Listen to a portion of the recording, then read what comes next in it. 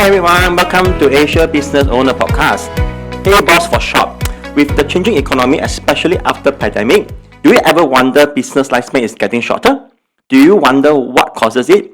Are you one of the business owners who are in the midst of trying to figure a way out? Or are you intend to start your own business venture believing that everything will work out but somehow you feel something is missing? Or do you want to set up a business, however, you do not know what to go for?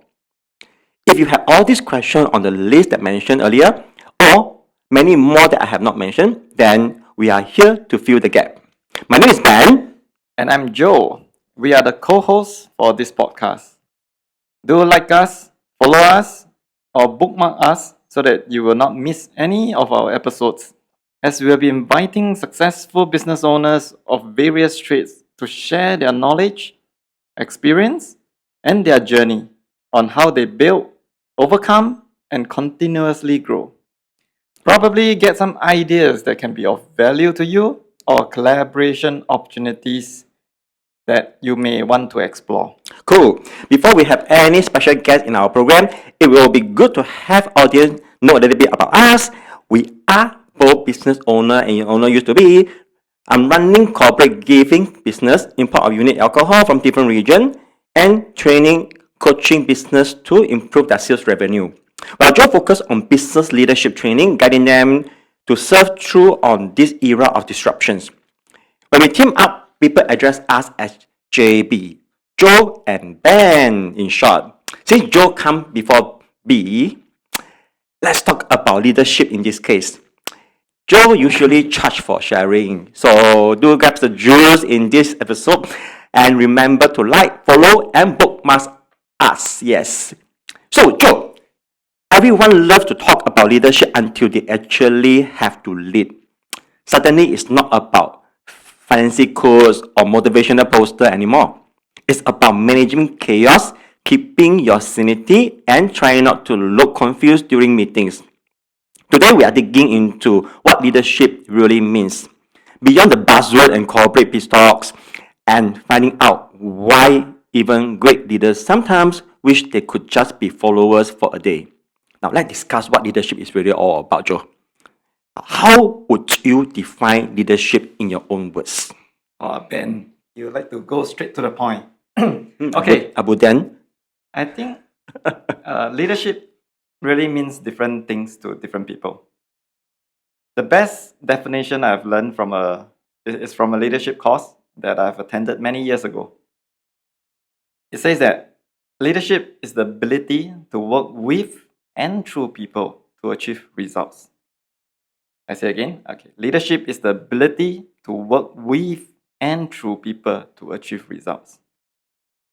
I really resonated with this and wish that I'm the one who have come up with this definition. And to add on, leadership is not a title; it is a responsibility. A good leader has the personality, the traits, the guts, the courage, the character to do the right things. Interesting. Now, do you think that the role of leadership today has changed compared to the past? I believe the fundamentals of leadership has remained consistent throughout the years. A good leader provides the direction, the vision, and have the ability to influence people to achieve it together. The only thing now is that things are moving very fast, and it's very difficult to have a clear direction. What seems to be the right direction today may not be relevant again tomorrow. Maybe we can take a simple example. Our founding Prime Minister, Mr. Lee Kuan Yew, his type of leadership probably cannot work in this generation. But it works very well in his generation. I think that is the reason adaptability is key, understanding the environment, the people, and the culture. We're talking about LKY, yeah? So what kind of leadership are you talking about that LKY are having? Tough one, I know. It's more Choose your words wisely. We're talking about LKY. Authoritarian. Yeah, it's more authoritarian. During the point of times where Singapore are quite chaotic, I would say. Yeah. So we're talking about different races, riots at the same time, at some point of times. So being too lenient in terms of leadership may not works. Being too diplomatic, I would say it may not work also. Right. In that generation, I think it's the right thing to do. Okay. Now, if the core traits of great leadership have remained the same for centuries, why do you think so many people still struggle to develop or apply them? All right, Lao Tzu once said, "To know and not to do is to not yet know." Let it sink in for a while. What does it mean? We know about the characteristics of leadership. The question is, are we doing it? Knowledge is only very surface. To practice it is the hard thing. It's similar to our daily habits. Everyone knows that we need to sleep early, sleep enough, eat right, and exercise. But how many of us does that consistently? That's the reason habits and behaviors have to be cultivated and stack up.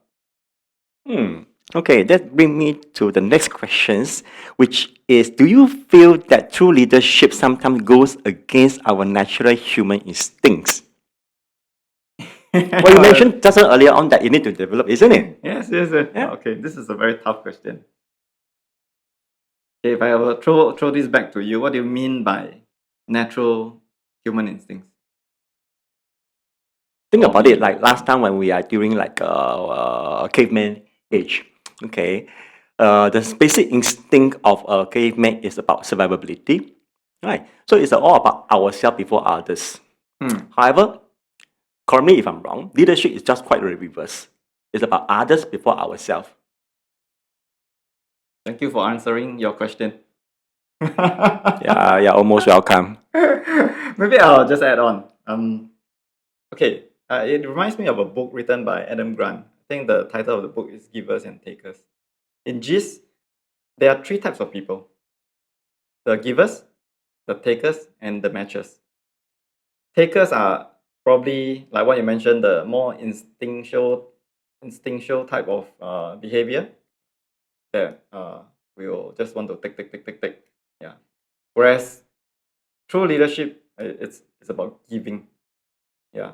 So maybe that really does go against natural human instinct, if and if that's the right way to answer to your question.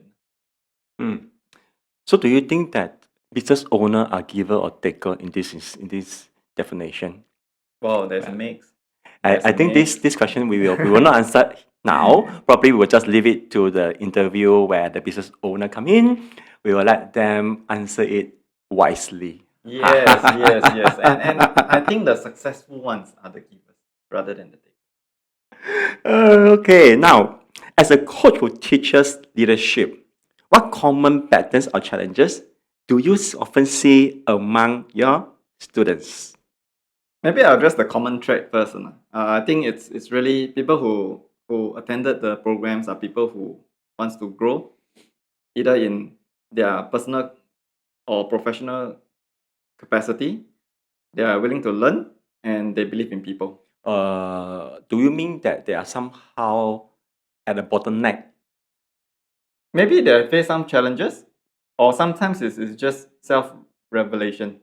Is that at different stage of life they may think that yeah, perhaps I might want to open up myself, because you know, as we age, right, it's we become very stuck in our own behaviors. But the breakthrough will come when there's a revelation that okay, change is required. Yeah. And that change, when it comes from internally, it's more likely to more likely to be sustainable. The challenges itself, okay, I think that there are three. One, habits do not stick. When the students are exposed to leadership concepts, they need to cultivate new habits and behaviors.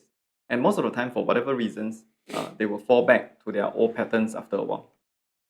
Second, the environment that they are in does not support the change. A lot of participants attended the program, feel very motivated and inspired, but when they return to the workplace, everything is the same. And that does not reinforce the behavior change.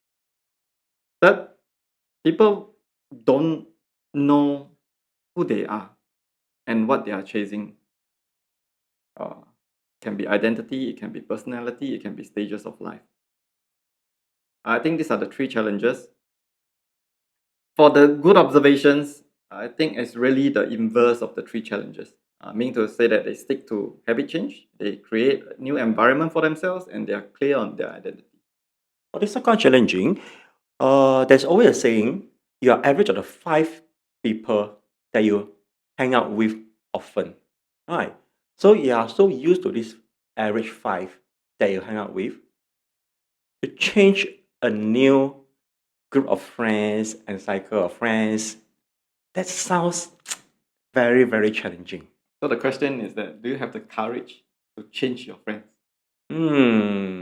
It seems like they got to get out of their used to zone, I would say, all right, to some zone that they are not comfortable with, but yet they are able to improve on. That's right. And the cut don't have to be immediate. I think you can slowly phase it out to just have a smoother transition per se.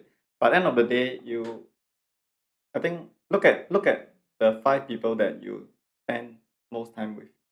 Are they supporting each other for growth? Do they challenge one another? Or do they get together and just complain about things? Very expensive, Singapore, those kind of things. Or are they progress in their own career and so on? Oh, okay, cool. Now, in today's era of constant change and disruption, why do even good leaders still struggle to break through or survive? Oh, you don't give me chance. You ask me all these very difficult questions. I believe technology is moving too fast, especially with AI now doubling its capability every 3 months or less. People are not catching up fast enough. I've seen many cases where the boss is running, or some they are actually flying in the air, but when the boss turns his head around, the people are all missing. So are you blaming technology that affect leadership? I don't blame technology. I think technology is an enabler, but you need to use it wisely. And yeah, I mean, technology makes life better, right? Yeah. So we just need to continuously learn, grow, and improve. And in business, it's really about teamwork. Yeah. So A players like to work with A players, but I think there's really not enough A players. It's really the bell curve thing.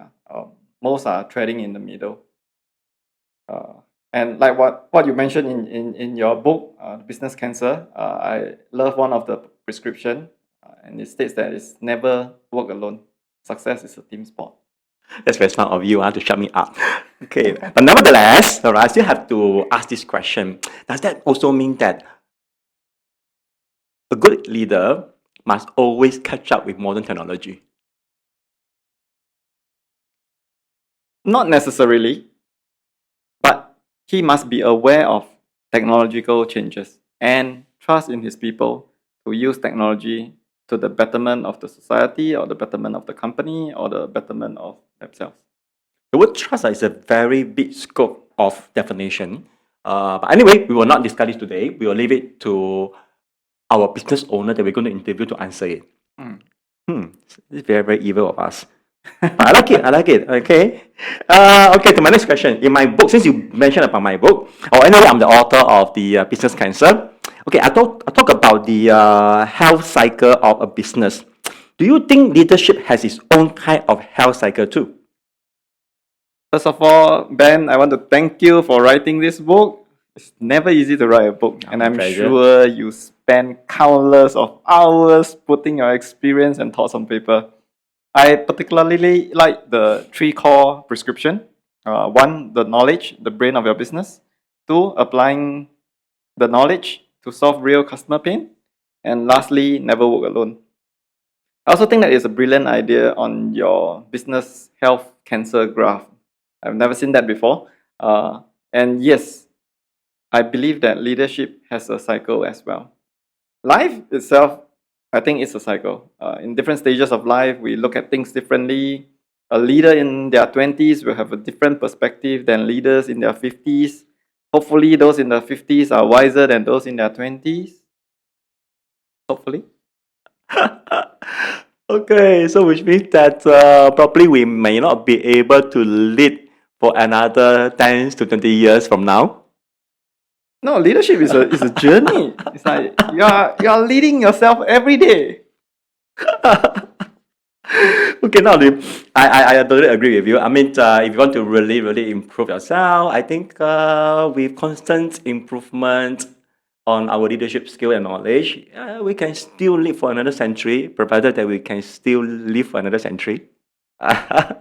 Century, yeah. Yeah. So there's this thing called longevity escape velocity, right? So with technology now, it's like every year that we live, we get 3 months additional months, three additional months of life. So the velocity will reach the point where we're doubling. That means for every year we live, we get another year or even exceed it. Yeah, and it's coming very fast, I think. Yeah. Now I love technology when you say this. Okay, well, we all have gone through pandemic, yeah? So with pandemic disruption, many business leaders are overwhelmed by the relentless of change. Do you think traditional leadership theory pose a problem where they believe they can effectively plan and predict our future? Traditional leadership. I think it's a hard question. I think planning is very important, but to predict, it becomes harder unless you're like real Kurzweil. So I think the point is that planning is very important. In previously when we were doing business consulting work, we look at strategy in 10 years, but I don't think strategy for 10 years will work in this time and space.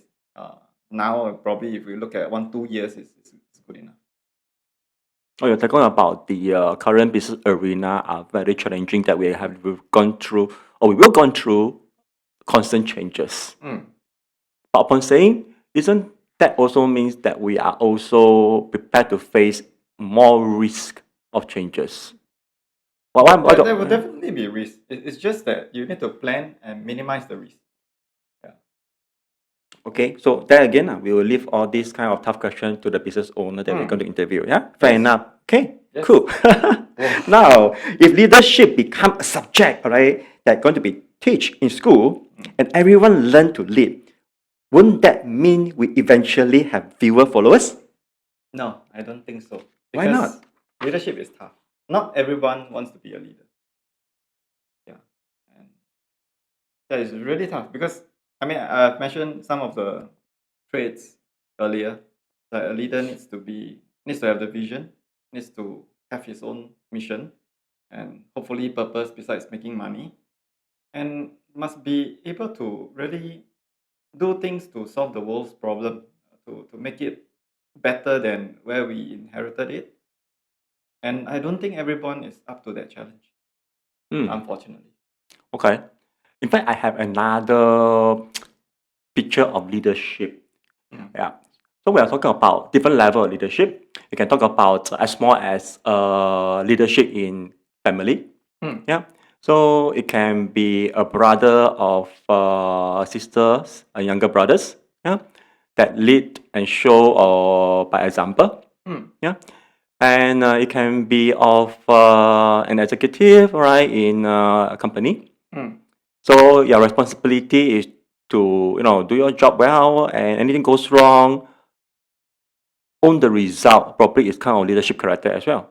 Yeah, that's true. That's true. Yeah. So I guess that in the matter of fact, I think a lot of people do have or some sort of certain leadership role that still need to be instilled in everyone's.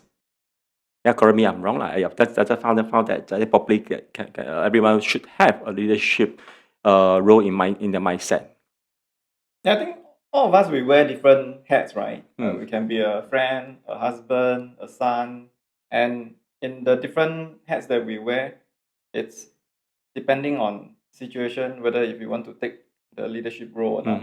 I mean, let's say for example, me and my wife, she is the leader, I'm the follower.